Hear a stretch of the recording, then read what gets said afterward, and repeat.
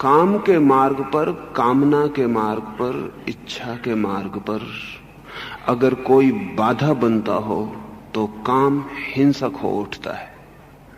अगर कोई बाधा न हो, भीतर की ही क्षमता बाधा बनती हो तो काम चोर हो जाता है। और अगर कोई बाधा न हो, भीतर की कोई अक्षमता न हो और काम सफल हो जाए तो परिग्रह बन जाता है। इस काम को गहरे से समझना जरूरी है। मनुष्य एक ऊर्जा है, एक एनर्जी है। इस जगत में ऊर्जा, एनर्जी के अतिरिक्त और कुछ भी नहीं है। समस्त जीवन एक ऊर्जा है। वे दिन लद गए जब कुछ लोग कहते थे कि पदार्थ है। वे दिन समाप्त हो गए। नीत्शे ने इस सदी के प्रारंभ होते समय में कहा था कि ईश्वर मर गया है, लेकिन यह सदी अभी पूरी नहीं हो पाई। ईश्वर तो नहीं मरा, पदार्थ मर गया है। Matter is dead. मर गया है कहना भी ठीक नहीं है। पदार्थ कभी था ही नहीं, वो हमारा भ्रम था, दिखाई पड़ता था। अब वैज्ञानिक कहते हैं कि पदार्थ सिर्फ सघन हो गई ऊर्जा है, कंडेंस्ड एनर्जी है। पदार्थ जैसी कोई चीज ही जगत में नहीं है। वो जो पत्थर है, इतना कठोर, इतना स्पष्ट, इतना सब्सटेंशियल, वो भी नहीं है। वो भी विद्युत की धाराओं का सघन हो गया रूप है। आज सारा जगत विज्ञान की दृष्टि में ऊर्जा का समूह है, एनर्जी है। धर्म की दृष्टि में सदा से यही था। धर्म उस शक्ति को परमात्मा का नाम देता था, विज्ञान उस शक्ति को अभी एनर्जी, शक्ति मात्र ही कह रहा है। थोड़ा विज्ञान और आगे बढ़ेगा तो उसे एक भूल और टूट जाएगी। आज से 50 साल पहले विज्ञान कहता था पदार्थ ही सत्य है। आज विज्ञान कहता है शक्ति ही सत्य है। कल विज्ञान को कहना पड़ेगा कि चेतना ही सत्य है, कॉन्शसनेस ही सत्य है। जैसे विज्ञान को पता चला कि ऊर्जा का सघन रूप पदार्थ है, वैसे ही विज्ञान को आज नहीं कल पता चलेगा कि चेतना का सघन रूप एनर्जी है। ये जो ऊर्जा है जीवन की, प्रत्येक व्यक्ति भी इसी ऊर्जा का स्फुलिंग है, इसी ऊर्जा का एक छोटा सा रूप है। आप भी, मैं भी, सब। ये ऊर्जा, ये शक्ति अगर बाहर की तरफ बहे तो काम बन जाती है, वासना बन जाती है। और अगर भीतर की तरफ बहे तो अकाम बन जाती है, आत्मा बन जाती है। जो भेद है वो सिर्फ दिशा का है। काम जब लौट पड़ता है वापस अपनी तरफ, रिटर्निंग होम, वापस घर की तरफ जब कामना लौट पड़ती है तो अकाम बनता है, आत्मा बनती है। और जब काम ऊर्जा बाहर की तरफ बहती रहती है जीवन से, तो धीरे धीरे आदमी क्षीण, निर्बल, निस्तेज होता चला जाता है। और वो उसकी कामना से दुनिया में बहुत सी चीजें पा लेता है, लेकिन अपने को भर पाने से वंचित रह जाता है। जिसे हमें पाना है, शक्ति उसी की तरफ जानी चाहिए। अगर हमें बाहर की वस्तुएं पानी है तो शक्ति को बाहर जाना पड़ेगा, और अगर हमें भीतर की आत्मा पानी है तो शक्ति को भीतर जाना पड़ेगा। ध्यान रहे, काम से मेरा मतलब है बाहर बहती हुई ऊर्जा, अकाम से मतलब है भीतर बहती हुई ऊर्जा। शक्ति के दो ढंग हैं, बाहर की तरफ बहे या भीतर की तरफ बहे। जब बाहर की तरफ बहती है तो व्यक्ति और सब पा सकता है, सिर्फ स्वयं को खो देता है। और सब पा लेने का भी कोई सार नहीं अगर स्वयं खो जाए। सारा जगत भी हम पालें तो भी कोई सार नहीं अगर उस पाने में मैं ही खो जाऊं। अगर ऊर्जा भीतर की तरफ बहती है तो अकाम बन जाती है। काम का अर्थ ही है कामना, डिजायर, इच्छा। जब भी हम कोई कामना करते हैं तो हमें बाहर की तरफ बहना पड़ता है, क्योंकि इच्छा कहीं बाहर तृप्ति की आशा बन जाती है। कुछ पाने को है बाहर तो हमें बाहर की तरफ बहना पड़ता है। हम सब बाहर बहते हुए लोग हैं, हम सब कामनाएं हैं। We are desires. 24 घंटे हम बाहर की तरफ बह रहे हैं। किसी को धन पाना है, किसी को यश पाना है, किसी को प्रेम पाना है। और बड़ा आश्चर्य तो यह है कि अगर किसी को परमात्मा भी पाना है तो भी वो बाहर की तरफ ही बहे चला जाता है। वो सोचता है कहीं आकाश में परमात्मा बैठा है। किसी को मोक्ष पाना है तो वो भी सोचता है कहीं ऊपर मोक्ष है, वो पाना है। धर्म का बाहर से कोई भी संबंध नहीं, इसलिए जिनके ईश्वर बाहर हों वो ठीक से समझ लें कि उनका धर्म से कोई नाता नहीं है। जिनका मोक्ष बाहर हो वो ठीक से समझ लें कि वो धार्मिक नहीं है। जिनके पाने की कोई भी चीज बाहर हो वो समझ लें कि वो कामी है। सिर्फ एक ही स्थिति में काम से मुक्ति होती है, और वो ये कि हम भीतर बहना शुरू हो जाए।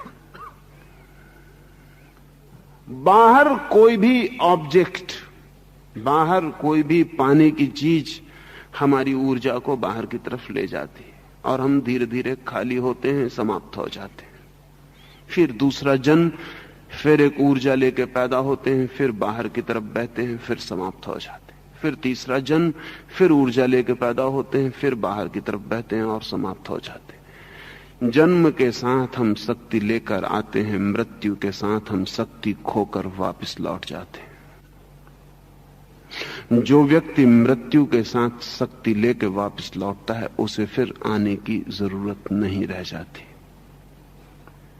जन्म के साथ सभी शक्ति लेकर आते हैं, मृत्यु के साथ अधिकतम शक्ति खोकर निस्तेज खाली कारतूस, चले हुए कारतूस, खोल रह गई है, गोली तो जा चुकी है, उस खोल को लेकर वापस लौट जाते हैं। जो व्यक्ति मरते क्षण में भी अपनी पूरी ऊर्जा को बचा के ले जाता है उसे लौटने की जरूरत नहीं पड़ती। जो कबीर की भांति मरते क्षण में कह सकता है, ज्यों की त्यों धर दीनी चदरिया, कुछ खर्च नहीं किया, कुछ खोया नहीं, दौड़े नहीं, चादर संभालो, जैसी दी थी वैसी ही वापस लौटा देते हैं।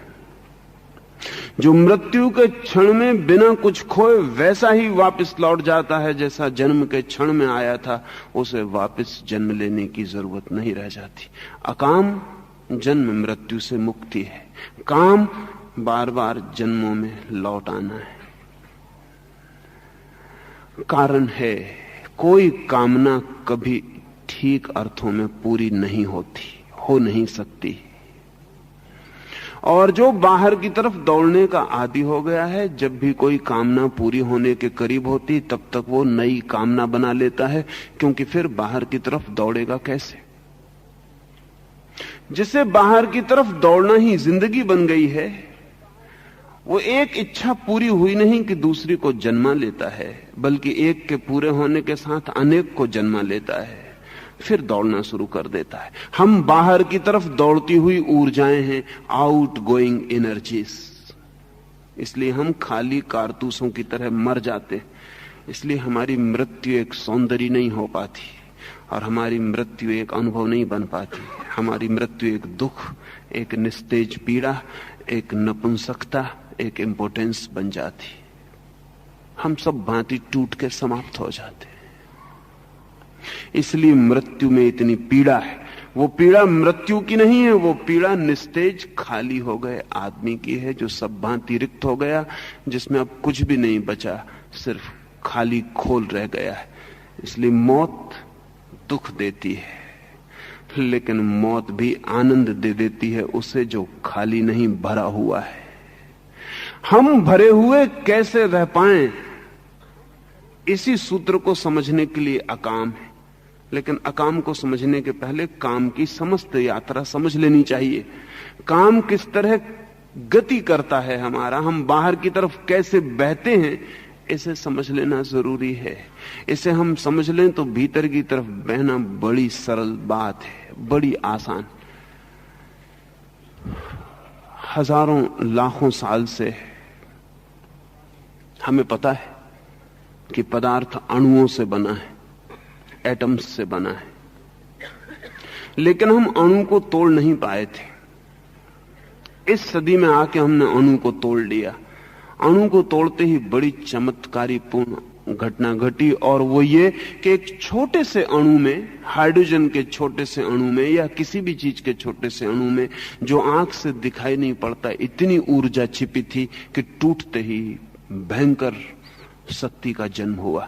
एक छोटे से अणु के विस्फोट से हिरोशिमा में 1 लाख लोग तत्काल मृत्यु को उपलब्ध हो गए। एक छोटे से अणु में इतनी ऊर्जा छिपी थी भीतर की, फूट पड़ा तो इतना विस्फोट हुआ। विज्ञान ने अणु को तोड़कर एक बहुत कीमती बात बता दी है, वो ये कि प्रत्येक चीज के भीतर अनंत ऊर्जा छिपी है। अगर टूट जाए तो विस्फोट हो जाता है और सब बाहर बह जाता है, अगर बंद हो जाए। लेकिन हमें कभी पता नहीं था कि बंद अणु में इतनी ऊर्जा छिपी है। विज्ञान ने जो काम किया है, धर्म ने उससे ठीक उल्टा काम बहुत पहले कर लिया है। विज्ञान ने तोड़ा है अणु, धर्म ने जोड़ा था। इसलिए धर्म का नाम है योग। योग का अर्थ है जोड़। मनुष्य की चेतना भी एक अणु है, और उस अणु को अगर हम टूटा हुआ रहने दें तो उसमें से सब बह जाता है, अनंत ऊर्जा बह जाती।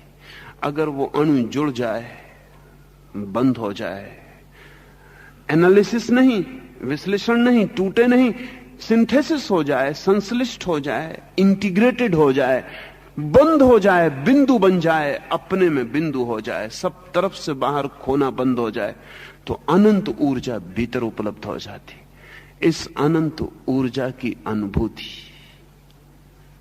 अनंत परमात्मा की अनुभूति है। इस अनंत ऊर्जा का अनुभव अनंत आनंद का अनुभव है। इस अनंत ऊर्जा का अनुभव अनंत वीर्य का अनुभव है। इस अनंत ऊर्जा के अनुभव के बाद फिर कुछ अनुभव करने को शेष नहीं रह जाता है, सब अनुभव हो जाता है। लेकिन समझना चाहिए कि आदमी टूटा हुआ अणु है, चेतना का टूटा हुआ अणु है। उसमें छेद है, जैसे कोई छेद वाली बाल्टी से पानी भरता हो। पानी भरा हुआ दिखाई पड़ता है जब बाल्टी पानी में डूबी होती। जैसे ही पानी बाल्टी के बाहर निकली कि खाली होनी शुरू हो जाती। छेद हैं चारों तरफ, ऊपर तक आते आते सिर्फ पानी के गिरने का शोरगुल भर होता है, पानी आता नहीं, खाली बाल्टी वापस लौट आती। जन्म के क्षण में हम सब ऊर्जा से भरे हुए होते हैं। जब तक जन्म नहीं हुआ तब तक हम भरी बाल्टी होते हैं। जन्म के साथ ही बाल्टी ऊपर उठी कुएं से और गिरना शुरू हुआ। अगर ठीक से समझें तो जन्म के साथ ही हमारा मरना शुरू हो जाता है। हम में से कुछ रिक्त होना, खाली होना शुरू हो जाता है। हम फूटी बाल्टी की तरह खाली होने लगते हैं। जन्म का पहला क्षण मरने की शुरुआत है, खाली होना शुरू हो गया। इसलिए जन्म के पहले क्षण के बाद ही प्रत्येक व्यक्ति मरने के योग्य हो जाता है। कभी भी मर सकता है। अब यह बात दूसरी है कि योग्यता वो कब पूरी करेगा। फिर जीवन भर हम खाली खाली खाली होते चले जाते हैं। थोड़ा बहुत जो जिंदगी में हमें भरेपन का अनुभव होता है वो शायद सुबह जब हम रात के बाद उठते हैं तो थोड़ी देर को लगता है कि कुछ भरे हैं। रात भर में ऊर्जा थोड़ी सी संकलित हो पाती है, क्योंकि इंद्रियों के द्वार बंद हो जाते हैं, आंखें बंद हो जाती हैं, हाथ शिथिल पड़ जाते हैं, कान सुनते नहीं, ओंठ बोलते नहीं, नाक सूंघती नहीं, सब बंद हो जाता है, द्वार बंद हो जाते हैं। इसलिए सुबह एक ताजगी मालूम पड़ती है। वो ताजगी रात थोड़ी सी ऊर्जा के ठहर जाने के कारण पता चल रही। अगर कोई व्यक्ति अपनी पूरे जीवन की ऊर्जा को ठहरा ले तो वो जिस ताजगी का अनुभव करता है उसे हमें कोई भी पता नहीं है, उसका हमें कोई पता नहीं हो सकता। अगर हम अपनी जिंदगी भर की सब सुबह की ताजगी को इकट्ठा जोड़ लें तो भी उससे कुछ पता नहीं चल सकता। अगर एक व्यक्ति की नींद खो जाए तो फिर जीना मुश्किल हो जाता है, क्योंकि वो जो रात थोड़ी ऊर्जा इकट्ठी करता है वो भी बंद हो गया। 15 दिन नींद खो जाए तो आदमी पागल हो जाएगा। 15 दिन भोजन न मिले चल सकता है, 15 दिन नींद न मिले कठिनाई है। अगर कोई बीमार है और सो ना सके तो चिकित्सक पहले फिक्र करता है कि बीमारी को पीछे देख लेंगे, पहले नींद आ जाए, क्योंकि जिस ऊर्जा से बीमारी को ठीक होना है वो संकलित होनी चाहिए, संग्रहित होनी चाहिए, इकट्ठी होनी चाहिए।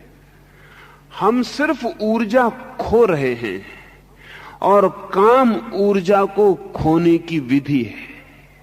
काम के बहुत रूप हैं, उसमें सर्वाधिक सघन रूप यौन है। इसलिए धीरे धीरे काम और यौन, काम और सेक्स पर्यायवाची बन गए। भोजन से ऊर्जा मिलती है, नींद से ऊर्जा बचती है, व्यायाम से ऊर्जा जगती है, फिर इस ऊर्जा को हम खर्च करते हैं। इस ऊर्जा का बहुत सा खर्च तो सिर्फ जीवन व्यवस्था में व्यय हो जाता है। इस ऊर्जा का बहुत सा खर्च तो ऊर्जा को कल भी हम पैदा कर सके इसमें खर्च हो जाता है। इस ऊर्जा का बहुत सा खर्च तो ऊर्जा भीतर जाके पैदा हो सके। जब आप भोजन लेते हैं भीतर तो बहुत बड़ा चमत्कार घटित होता है। आप साधारण मृत पदार्थ को भीतर ले जाते हैं और आपकी जीवन ऊर्जा उसे जीवंत बनाती है, नॉन ऑर्गेनिक को ऑर्गेनिक बनाती है। उसमें बहुत ऊर्जा व्यय होती है। भोजन ऊर्जा देता है, लेकिन भोजन को करने और भोजन को खून बनाने में ऊर्जा व्यय होती है। चलते हैं तो ऊर्जा व्यय होती है, बैठते हैं तो ऊर्जा व्यय होती है, सोते हैं तो सोने में भी ऊर्जा व्यय होती है, संग्रहित भी होती है। इस सारी प्रक्रिया, जीवन की सारी प्रक्रिया के बाद जो थोड़ी बहुत ऊर्जा आपके पास बचती है, उसका आपने सिवाय काम को यौन में परिवर्तित करने के और कोई उपयोग नहीं किया है। उस ऊर्जा का आप सिर्फ सेक्स में उपयोग करते हैं। इसलिए ये समझ लेने जैसा है कि सब कुछ करके जो बचता है हमारे पास, उसका हम क्या उपयोग कर रहे हैं। उसका उपयोग अगर सिर्फ सेक्स में हो रहा है तो ध्यान रहे, ये सेक्स सिर्फ रिलीफ है, ये यौन सिर्फ ऊर्जा के भार से मुक्ति है। अब बड़े मजे की बात है, ऊर्जा इकट्ठी करने में 24 घंटे खर्च करते हैं, उसे बचाने के लिए 8 घंटे सोते हैं, खाना कमाने के लिए जिंदगी भर मेहनत करते हैं, और फिर जब ऊर्जा आपके पास आती है तो आप उस ऊर्जा के भार से भारी हो जाते हैं और उसे फेंकने के लिए कोशिश करते हैं। ये वैसा ही है जैसे कोई व्यक्ति दिन भर धन कमाए और सांझ जाके नदी में फेंक आए। क्योंकि दिन भर धन कमाने के लिए पागल रहे, सांझ पाए कि धन थैली को बोझिल कर दिया है और अब बोझ बुरा मालूम पड़ता है, तो बोझ से खाली हो ले और नदी में फेंका है। हम ऊर्जा इकट्ठी करते हैं, पहले ऊर्जा न हो तो उसका श्रम करते हैं, और जब ऊर्जा पास में आ जाए तो ऊर्जा बोझिल हो जाती, बर्डनसम हो जाती, चित्त पर भारी हो जाती, फिर उसको फेंकना पड़ता है। सेक्स ऊर्जा को फेंकने के लिए हम उपयोग में लाते हैं, वो सिर्फ रिलीफ है, उससे फिर हम फिर खाली हो जाते हैं। अब बड़ी एब्सर्ड जिंदगी है आदमी की, कल सुबह उठ के फिर वो ऊर्जा इकट्ठा करने में लगेगा, कल सांझ तक वो फिर ऊर्जा इकट्ठी करेगा, और जब उसके पास ऊर्जा इकट्ठी हो जाएगा तो उसको फिर फेंक के रिलीफ पाएगा। अजीब पागलपन है, इकट्ठा करना फेंकना, इकट्ठा करना फेंकना। अर्थ क्या होगा इस जिंदगी का, प्रयोजन क्या होगा इस जिंदगी में, पाएंगे क्या इस जिंदगी में? लेकिन ये हमें दिखाई नहीं पड़ता। अगर खाना ना मिले तो हम परेशान हैं, खाना मिल जाए तो हम परेशान हैं। अगर शक्ति पास में ना हो तो हम दुर्बल हैं, शक्ति पास में हो जाए तो हम दुर्बल होने को फिर आतुर हैं। आदमी एक एब्सर्डिटी है। जैसा आदमी है, जैसा आदमी है वो बिल्कुल ही तर्कहीनता है। जैसा आदमी है उससे जैसे बुद्धि का कोई संबंध नहीं। जैसे कि कोई झरना सिर्फ इसीलिए सरोवर बन रहा हो कि जब बन जाए तो दीवारें टूट के और बह जाए, और जब दीवारें टूट जाएं तो फिर दीवारें बनाई जाएं, फिर झरना भरा जाए, फिर तोड़ा जाए। जिंदगी भर हम इकट्ठा करते और खोते, ये जिंदगी नहीं हो सकती। कहीं भूल हो रही है। ऊर्जा को इकट्ठा करना तो ठीक है, लेकिन खोने के लिए ही इकट्ठा करना बहुत बेमानी, बहुत मीनिंगलेस है। अगर कोई आदमी कहे कि मैं इसलिए जन्म लेता हूं कि मर जाऊं, तो हम कहेंगे कि पागल हो। अगर कोई आदमी कहे कि मैं इसीलिए इकट्ठा करता हूं कि खो दूं, तो हम कहेंगे तुम पागल हो। कोई आदमी कहे मैं इसीलिए मकान बनाता हूं कि गिरा दूं, तो हम कहेंगे तुम्हारा दिमाग ठीक नहीं। लेकिन हम सबकी खुद की क्या हालत है? जिंदगी में हम करते क्या हैं, क्या कर रहे हैं? हम जो भी इकट्ठा करते हैं खोने के लिए इकट्ठा करते हैं। लेकिन शायद हमने कभी इस तरह सोचा नहीं कि हम जो भी इकट्ठा करते हैं वो खोने के लिए इकट्ठा करते हैं। इसलिए साधु सन्यासी हमसे उल्टा काम शुरू करते हैं। वो इकट्ठा करना कम कर देते हैं जिसमें कि खोने के लिए मौका न रह जाए, लेकिन उससे कोई फर्क नहीं पड़ता। एक आदमी 2 पैसे कमाता है, सांझ नदी में फेंक आता है। दूसरा आदमी इस डर से कि सांझ नदी में फेंकने से बच सकूं कमाता ही नहीं, लेकिन सांझ को दोनों एक से दरिद्र होते हैं। फेंकने वाला भी के पास 2 पैसे नहीं होते, जिसने कमाया नहीं हो उसके पास भी 2 पैसे नहीं होते। ये दोनों दीन होते। आप जिस जिस ढंग से ऊर्जा कमाते हैं और काम में व्यय कर देते हैं, यौन में व्यय कर देते हैं, सन्यासी डर के ऊर्जा कमाना बंद कर देता, उपवास करता है, खाना कम खाता है, अपने शरीर में इतनी ही शक्ति पैदा करता है जितना रोजमर्रा के काम में आ जाए, अतिरिक्त ना बचे। अतिरिक्त बचे तो वो मुश्किल में पड़ जाएगा, क्योंकि फिर वो आपका ही काम उसको करना पड़ेगा। लेकिन इससे कोई फर्क नहीं पड़ता। आप कमा के खो देते हैं, वो कमाता ही नहीं ताकि खोना ना पड़े, लेकिन इससे कुछ ऊर्जा बचती नहीं। अभी अमेरिका के एक विज्ञानशाला में वे एक प्रयोग कर रहे थे, वो हिंदुस्तान भर के सन्यासियों को ठीक से समझ लेना चाहिए। 30 विद्यार्थियों को 1 महीने तक भूखा रखा गया और ये समझने की कोशिश की गई कि भूख और सेक्स का क्या संबंध है, भूख से और यौन का क्या संबंध है। बड़े अद्भुत परिणाम हुए। पहले 7 दिनों में जब उन्हें भूखा रखा गया तो उनकी यौन प्रवृत्ति तीव्र हो गई, उनकी सेक्सुअलिटी बढ़ गई।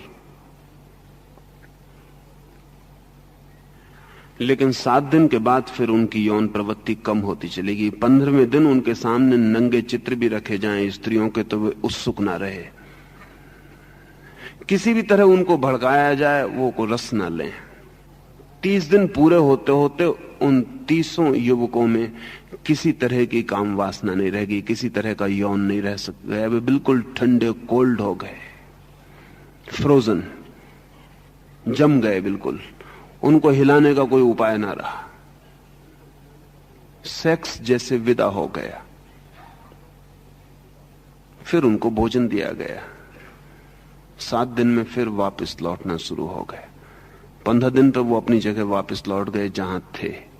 30 दिन तक वो फिर सामान्य व्यक्ति थे, वही रस, वही यौन, वही वासना फिर उनको पकड़ ली।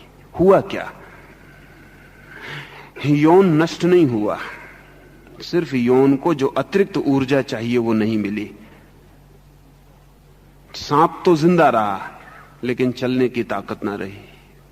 सांप पड़ गया, बेहोश पड़ा रहा, प्रतीक्षा करता रहा कि जब शक्ति मिले तो चलूं। फिर शक्ति मिली, फिर सांप हिलने डोलने लगा, फिर सांप खड़ा हो गया। इन 30 दिनों के प्रयोग ने यह बताया कि सन्यासी अपने को लंबे अरसे से धोखा दे रहे हैं। हाँ, अगर इन बच्चों को अब निरंतर ही कम भोजन पर रखा जा सके, इतना भोजन दिया जाए जितना इनके चलने, उठने, बैठने, बात करने में खत्म हो जाए शक्ति, तो अब ये बिना सेक्स के जिंदा रह सकेंगे। लेकिन ये अकाम नहीं है, ये सिर्फ मुर्दा काम है, ये मरा हुआ सेक्स है, ये मुर्दा काम है, ये मुर्दा यौन है, ये अकाम नहीं है। इसलिए जिन लोगों को यह समझ में आ गया कि शक्ति इकट्ठी होती है, फिर उससे मुक्त होने के लिए, रिलीफ के लिए हमें यौन में जाना पड़ता है, उन लोगों ने शक्ति इकट्ठी करनी बंद कर दी। वे भी वही भ्रांति में हैं जिस भ्रांति में बाकी लोग हैं। गृहस्थ और सन्यासी भ्रांतियों के उल्टे छोर हैं। अकाम का यह अर्थ नहीं है। अकाम का अर्थ है शक्ति तो पैदा हो लेकिन यौन से विसर्जित ना हो, संग्रहित हो। और जब शक्ति बहुत बड़े पैमाने पर संग्रहित होती है और यौन से विसर्जित नहीं होती तो वो शक्ति आपके भीतर ऊर्ध्वगमन शुरू करती है। जैसे कि हम एक नदी की बाढ़ को रोक दें, बांध बना दें, तो नदी की जो गहराई थी समझ लें 10 फीट थी, बांध बनाने पर बांध में गहराई 100 फीट हो जाएगी और नदी जितनी रुकने लगेगी उतनी ही दीवार बड़ी करनी पड़ेगी और बांध गहरा होता जाएगा। बांध 1000 फीट गहरा भी हो सकता है, ऊपर उठने लगेगा। जब भी कोई शक्ति रोकी जाती है तो ऊपर उठती है क्योंकि संग्रहित होती है। जब आपके भीतर शक्ति अतिरिक्त इकट्ठी होने लगती है तो आपके भीतर शक्ति का अंबार लगता है और ऊपर की तरफ उठनी शुरू हो जाती है। अभी आपकी सेक्स लेवल से ऊपर शक्ति कभी नहीं उठती। बस आपकी जिंदगी का जो सेक्स का तल है, यौन का जो तल है, शक्ति वहां तक जरी ऊपर उठी कि आपने उसे व्यय किया, फिर आप अपनी जगह लौट आए। अगर यह शक्ति इकट्ठी हो तो यह सेक्स लेवल से ऊपर उठती है। और ध्यान रहे, सेक्स मनुष्य का निम्नतम सेंटर है, नीचे से नीचे का द्वार है, उसके ऊपर और बड़े द्वार है। अगर यह शक्ति ऊपर उठे तो यह दूसरे द्वार खोलना शुरू करती है। समझ लें कि मनुष्य के भीतर सेक्स जैसे 6 द्वार और हैं और एक एक द्वार पर आती है तो आनंद की गति बढ़ती है और आप हैरान होते हैं। जब सेक्स से ऊपर उठ के दूसरे चक्र पर शक्ति आती है तो आप हैरान होते हैं कि मैं कैसा पागल था, मैं शक्ति को कहां खो रहा था। यहां खोऊं तो बहुत आनंद आता है, उससे बहुत ज्यादा आता है जो पहले केंद्र पर आ रहा था। जैसे कोई आदमी खदान खोद रहा है, उसे कंकड़ पत्थर मिल जाते हैं, वो उन्हीं को रंगीन कंकड़ पत्थरों को लेके घर आ जाता है। फिर उससे कोई कहता है कि पागल ये रंगीन कंकड़ पत्थर है, थोड़ा और खोद। वो थोड़ा और खोदता है और उसे तांबा मिल जाता है। वो घर लौट आता है, बाजार में कुछ पैसे उसे तांबे के मिल जाते हैं, लेकिन कोई उससे कहता है कि पागल थोड़ा और खोद, और वो खोदता चला जाता है और चांदी मिलती है और सोना मिलता है और हीरे जवाहरात मिलते हैं और वो खोदता चला जाता है। हम व्यक्तित्व की पहली परत पर जी रहे हैं, सेक्स की परत पर, जहां की कंकड़ पत्थर से ज्यादा कुछ नहीं मिल सकता। अगर वहां से ऊर्जा इकट्ठी हो और थोड़ी आगे बढ़े तो दूसरा चक्र खुलना शुरू होता है जहां की सुख के तल बदल जाते हैं। और ध्यान रहे, सेक्स के तल पर दूसरे को होना जरूरी है हमारे सुख के लिए। दूसरे चक्र पर दूसरे का होना जरूरी नहीं, हम अकेले काफी हो जाते हैं और व्यक्ति मुक्त होने लगता है। 7वें चक्र पर जब ऊर्जा पहुंचती है, आपके मस्तिष्क तक जब ऊर्जा पहुंच जाती है, जब आपकी शक्ति इतनी भर जाती है कि सेक्स सेंटर और सहस्त्रार के बीच दोनों में शक्ति प्रवाहित होने लगती है, तो कोई उसे कुंडलनी कहे, कोई उसे कोई और नाम दे, इससे कोई फर्क नहीं पड़ता। जिस दिन आपकी ऊर्जा इतनी इकट्ठी है कि आपके मस्तिष्क के चक्रों को भी चलाने लगती है, उस दिन आप पहली बार आत्मज्ञान को उपलब्ध होते हैं, ब्रह्म को उपलब्ध होते हैं। उस दिन आप जानते हैं कि कहां पहुंच गया आपने। लेकिन हम पहले ही चक्र पर खो जाते हैं जिंदगी को, वो हमारा छिद्र सब कुछ विदा करवा देता है। लेकिन इसका क्या मतलब है? इसका मैं ये कह रहा हूं कि आप सेक्स को दबाएं, रोकें। अगर आपने दबाया और रोका तो आप कभी भी ना रोक पाएंगे, क्योंकि शक्ति का एक नियम है कि दबाई गई शक्ति विद्रोही हो जाती है, और जिस शक्ति को जितने जोर से दबाया जाता है वो उतने जोर से रिपेल करती और रिएक्ट करती है। किसी शक्ति को भी दबाया नहीं जा सकता, शक्ति को सिर्फ मार्ग दिए जा सकते हैं। 2 ढंग है, शक्ति को नया मार्ग दें तो शक्ति उससे प्रवाहित होने लगती है, या शक्ति का पुराना मार्ग रोकें तो शक्ति उसी मार्ग पर जोर से चोट करने लगती। तो जो लोग भी सेक्स से लड़ेंगे वो जिंदगी भर के लिए कामुक रह जाए, वो कभी काम के बाहर नहीं जा सकते। सेक्स से लड़के कभी कोई व्यक्ति ऊपर के चक्रों तक नहीं पहुंचा है, जीवन की ऊंचाइयां नहीं छुई हैं। हां, जीवन के ऊपर के चक्रों को गतिमान करके कोई व्यक्ति जरूर सेक्स से मुक्त हो गया है। ब्रह्मचर्य सेक्स से लड़ाई नहीं है, ब्रह्मचर्य सेक्स से ऊंचे केंद्रों का सक्रिय हो जाना है। इसलिए निगेटिव मत पकड़ लेना, जैसा कि हजारों साल से इस मुल्क में हम पकड़े हुए हैं। हजारों साल से ये हमारी समझ में आ गया था बहुत पहले कि ये ऊर्जा अगर रुक जाए तो बड़े आनंद के द्वार खोल देती, लेकिन ये ऊर्जा रुके कैसे? तो हम रोक लें इसे जबरदस्ती। जितना आप रोकेंगे ये ऊर्जा धक्का देगी, और जिस जगह आप रोकेंगे वहां ध्यान तो रखना ही पड़ेगा, और जिस चक्र पर ध्यान होगा वो चक्र सक्रिय रहता है। इसलिए जो लोग ऊर्जा को रोकते हैं काम के बिंदु पर, यौन के बिंदु पर, वे यौन के प्रति अति सक्रिय हो जाते हैं। सच तो यह है कि उनका पूरा व्यक्तित्व जन्नेंद्रिय बन जाता है, वे उसके बाहर नहीं रह जाते। उनका सारा बोध वहीं अटक जाता है, उनकी चेतना वहीं उलझ जाती है, और वो उलझी हुई चेतना जितनी चोट करती है उतना ही वो केंद्र सक्रिय होता है। जब वो केंद्र सक्रिय जोर से होता है तो उनके पास एक ही उपाय बचता है कि भोजन कम कर दें, व्यायाम कम कर दें और मुर्दे की तरह जीने लगें ताकि ऊर्जा पैदा ना हो। इससे कोई फर्क नहीं पड़ता, इससे तो साधारण ग्रस्त अच्छा है, कम से कम ऊर्जा पैदा तो करता है। ऊर्जा पैदा हो तो किसी दिन ऊपर की यात्रा भी हो सकती है। सन्यासी इससे बुरी हालत में वो ऊर्जा पैदा नहीं करता, हालांकि उसकी ऊर्जा बाहर नहीं जाती, लेकिन उसके पास ऊर्जा होती भी नहीं कि ऊपर जा सके। ऊर्जा चाहिए ही, जो बाहर जाती है वो भीतर जा सकती है, लेकिन जो बाहर जाने योग्य भी नहीं रही वो भीतर जाने योग्य कभी नहीं रह जाती। जो बाहर की ही यात्रा करने में असमर्थ हो गया है वो भीतर की यात्रा कभी ना कर सकेगा।